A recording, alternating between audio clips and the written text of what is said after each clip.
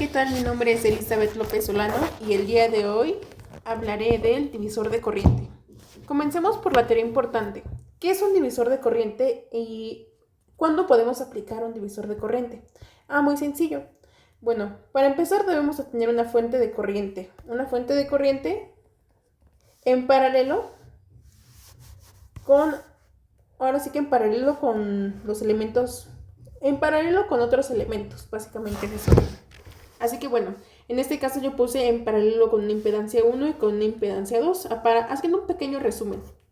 Así que bueno, para calcular la corriente 1, que sería esta, aquí es como un poquito lo contrario al divisor de voltaje, porque si recordamos el divisor de voltaje era multiplicar el voltaje total por en este caso por la impedancia en donde se quiera calcular. Aquí es lo contrario, aquí es multiplicar la corriente total por la impedancia contraria a la que se quiere calcular. En este caso, como quiero esta I1, voy a calcularlo por la impedancia contraria, que es esta Z2, dividido entre la suma de ambas impedancias. Para I2 es exactamente lo mismo. Se aplica la misma lógica, mejor dicho. Es la corriente total multiplicada por Z1 en este caso, porque como quiero I2, lo voy a multiplicar por la impedancia contraria, que es la Z1, dividida entre la suma de Z1 más Z2. Ok, bueno, ahora sí, comencemos con los ejemplos. El ejercicio número 1 me pide lo siguiente. Hallar la corriente I de T, que es la corriente, la que está aquí marcada en el circuito, y la corriente que pasa por el capacitor, que es esta IDC, aquí que la que está marcada en morado. Y nos da como dato que el voltaje de la fuente es de 120 coseno de 500t, ¿vale? Bueno, comencemos. Recordemos que para poder trabajar nosotros con fasores, con impedancias, tenemos que pasar este circuito que está en el dominio del tiempo al dominio fasorial, ¿vale? Así que bueno, muy sencillo, aplicando las fórmulas anteriores, o bueno, mejor dicho, las fórmulas que están aquí, al dominio fasorial, y para poder trabajar de una manera más cómoda, vamos a pasar esto a...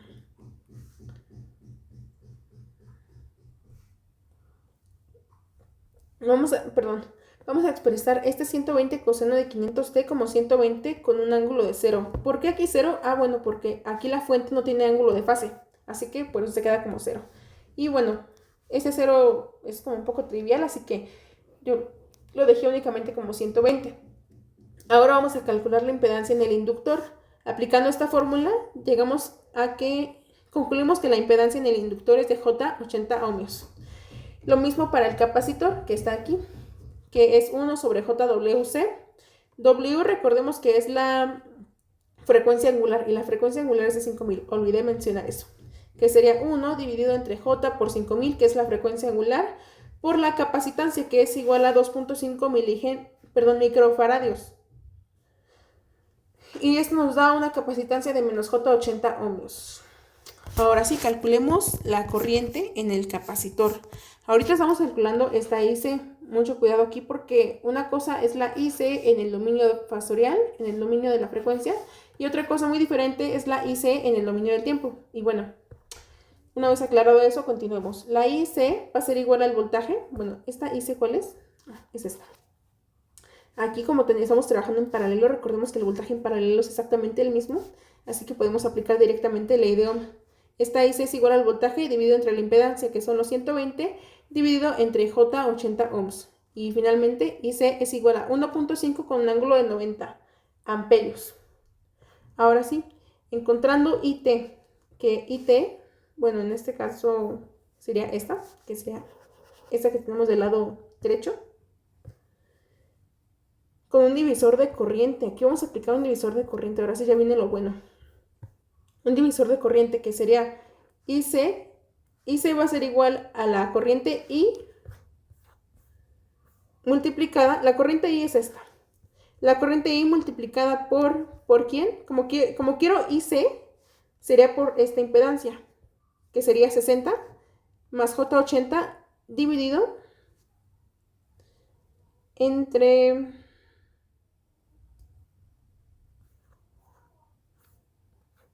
entre la suma de las impedancias. Listo, ahora sí continuando. Bueno, entre la suma de las impedancias, que sería menos J80 más 60 ohms, más J80, que bueno, aquí son estas partes, como son contrarias se van a cancelar, bueno, se van a hacer 0 y únicamente nos quedaría el 60. Y finalmente, entonces, IC es igual a 0.9 con un ángulo de 36.87 grados. Ok, ya una vez, una vez que ya obtuvimos IC y la IT, aquí se me fue este pequeño detalle, es esta I. Vamos a, como lo tenemos en el dominio fasorial, el dominio de la frecuencia, vamos a pasarlo al dominio del tiempo. Y esto se hace muy sencillo, que sería el 0.9 multiplicado por el coseno de la frecuencia angular, multiplicado por t, más 36.87 amperios. Aquí está. Y finalmente IC es igual a 1.5 coseno de 500t más 90, que es el ángulo de fase. Y listo, aquí ya aplicamos de manera exitosa el divisor de corriente.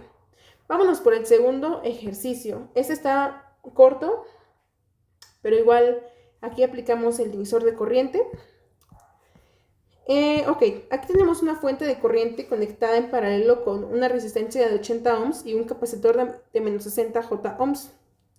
Aquí está demasiado sencillo porque nos pide encontrar I0 y la I0 es la que pasa por la resistencia de 80 ohms, así que solamente aquí aplicaremos el divisor de corriente de manera directa, que recordemos que es la corriente total multiplicada por la impedancia opuesta, que en este caso es menos J60 ohms, dividido entre la suma de las impedancias, que sería el 80 más menos J60. Así que bueno, aquí ya dejé el signo menos de manera directa. Y esto es igual a I0, I0 es igual a 6 con un ángulo de menos 53.13 grados. Y finalmente el ejercicio número 3, que aquí nos pide calcular V0. V0 es este voltaje que está en el capacitor. Ok, pero para nosotros, recordemos, ¿no? Por ley de Ohm, la ley de Ohm nos indica que la corriente va a ser igual al voltaje sobre la resistencia. Así que bueno, para poder nosotros calcular el voltaje, o sea, voltaje va a ser corriente sobre la resistencia. Ahora sí, para poder calcular el voltaje requiere una corriente y una resistencia. Vamos a ver aquí en V0. Ok, tengo no es una resistencia, pero es una impedancia, que es casi lo mismo, porque también, porque sus unidades también son los ohms. Entonces, aquí ya tenemos la R, ¿no? Que bueno, en este caso no sería R, sino una Z multiplicada por la corriente. Pero nos hace falta una corriente, aquí no está la corriente. ¿Y aquí ahora qué se hace? Bueno, pues muy sencillo. Aquí tenemos una fuente de corriente que está entrando a este nodo. Y tenemos, aquí el problema nos daba la polaridad. Y si recordamos la polaridad aquí como ya hay polaridad, nos está indicando que aquí está entrando una corriente, que es esta I0. Y aquí también está saliendo una corriente. Así que muy sencillo. Por divisor de corriente, aquí ya aplicando el fabuloso divisor de corriente, nos quedaría lo siguiente, que sería el 5 con ángulo de 30, que es el de la fuente de corriente. Y como queremos la corriente I sub 0, que es la que va a pasar por este capacitor, vamos a multiplicarla por la contraria, por la impedancia contraria, que es la de 15 ohms, dividido ahora sí entre la suma. Y esto nos da un total de I0 es igual a 3.73 con un ángulo de 66.87 amperios. Y finalmente, por ley de Ohm, tenemos que, para calcular V0, tenemos que V0 va a ser igual a la corriente multiplicada por la impedancia de este capacitor. Y haciendo el álgebra pertinente, tenemos que el voltaje 0, V sub 0 es igual a 45 con un ángulo de fase de menos 23.13 voltios. Y eso es todo de mi parte en este tema. Muchísimas gracias.